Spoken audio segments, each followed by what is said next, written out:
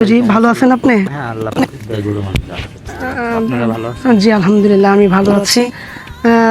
৩ দিন ব্যাপী যে লালন সাহিত্যের যে প্রোগ্রাম, আজকে তো শেষ দিন, শেষ রজনী। সেই উপলক্ষে আপনি আমাদের যে নতুন প্রজন্ম আসতেছে তাদের বিষয় মানে তাদের জানানোর জন্য লালন সাহেবের শায়েরির বিষয়গুলো সম্পর্কে যদি একটু বলতেন। 3 দিন যেহেতু অনুষ্ঠান আছে, সবাই যার যার হয়ে আছে। জি সবকিছু মিলে যেভাবে অনুষ্ঠান হলো, অনুষ্ঠান সার্বিক দিক দিয়ে মোটামুটি ভালো হলো। শুকরিয়া, গুরু মালিকের দয়ায় যেন প্রতি বছরই এর থেকে আরো সুন্দর হয়। আগামী অনুষ্ঠানের দাওয়াত রইল সবার দোল পূর্ণিমা।